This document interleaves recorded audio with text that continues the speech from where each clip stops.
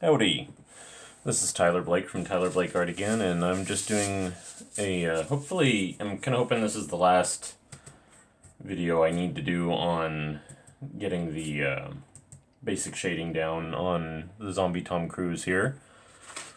I've lost track of how many, this must be part 6 or 7 by now.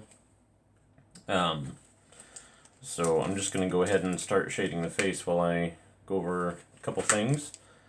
Let's see. So last week I had started doing the shading on the exposed muscles that, where the flesh is kind of rotting away and you can see the muscles underneath. And I think that kind of helps take up the negative space, just the blank spots, as well as kind of help sell that it's a zombie portrait too. So anyway, so what's going on with me? I'm still healing from my optic neuritis, which caused me to go temporarily blind in my left eye a while back. And we went down to Seattle so I could have another follow-up visit with the specialist down there. And we got rear-ended by a guy that was probably stoned and texting. So, but there was no damage to the Jeep, and my wife and I are both fine, so I didn't call the cops. It just was a nuisance. It happened just like a couple minutes before we got to the hospital down there. I hate driving in Seattle. There's not really a lot I like about Seattle. I mean, for one thing, I don't really like big cities in general. But Seattle is one of the worst cities I've ever been in for traffic and being able to find your way around, and yeah.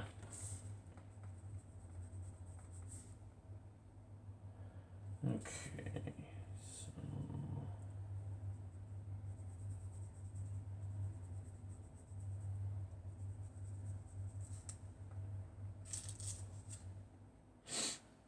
Okay.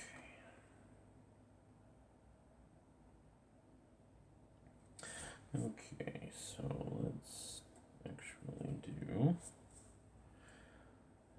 So basically, I'm just preserving the brightest highlights on the reference picture, like the where it looks like, he might be sweating under stage lights, or maybe it's just like a camera flash and it's like pure white. Those are pretty much the areas that I want to leave pure white on my drawing. Except on the teeth, I think I might just do those when I color it, because if you start doing a lot of line work on teeth, you can get in trouble fast. So, excuse me. Okay, so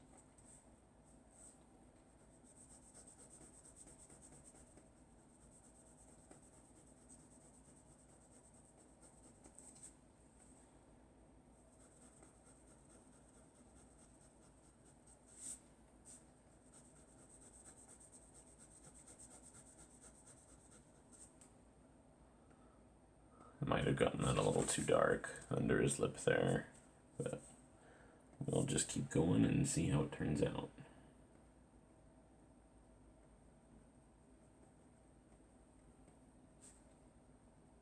Actually, if I'm gonna get a little bit farther along, if I do decide that's too dark, I'll share a trick with y'all. I'll probably talk about it in either way, now that I brought it up.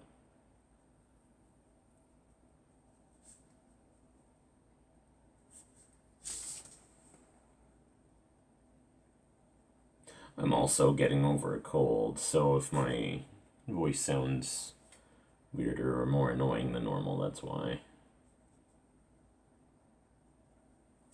Of course, I gave it to my wife like a good husband.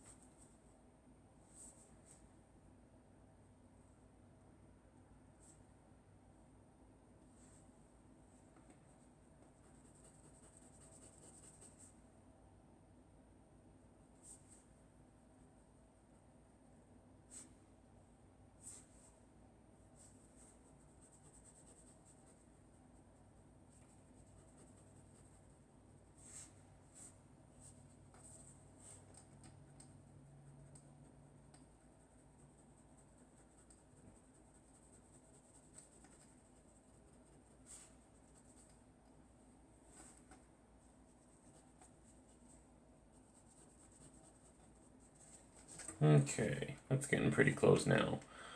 I still need to shade his neck because that's looking out of balance now. The trick I was talking about earlier. So, and this was something I just kind of figured out by thinking about how they do makeup effects in zombie movies. And if you think you can kind of teach yourself a lot about texture and volume even in a two-dimensional medium like drawing, if you think about how sculptors, or in this case makeup artists, work. So with zombie movies, what they do, because it's not like they can like surgically remove pieces of Tom Cruise's face if he were to be in a zombie movie. So what they do, and this goes back to like the early George Romero movies when Day of the Dead, 'cause, like in the first two, Night of the Living Dead and Dawn of the Dead, they didn't really have you know, any budget at all for like a cool makeup effects artist. And I also think people hadn't really started figuring out how to do zombie effects that were like really cool because there wasn't a market for it at the time.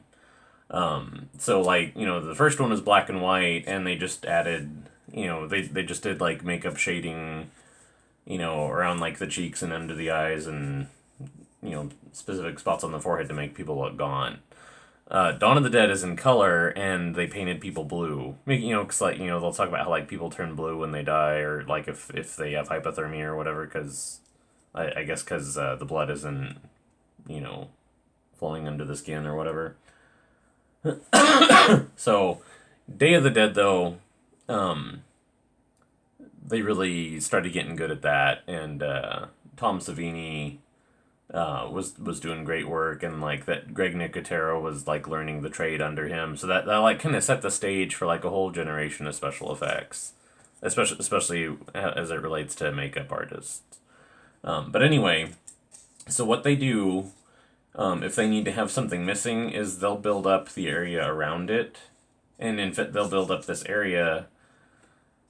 So like over his skin here, they would do a latex muscle, and then they would build up this area around it to make it blend in, so it doesn't look like he just has this goofy looking lump right here. So they might have a makeup appliance on his entire forehead, so that they could do that, and you know, they might have something that goes from his eyebrow over his entire cheek area to do something like this here. And you know, nowadays they do a lot of that stuff digitally, and I think that sucks. But anyway, so now that I'm getting more of the overall shading finished, I don't think this is too dark, because he does have a pretty dark area on the reference photo. Let me hold that up there.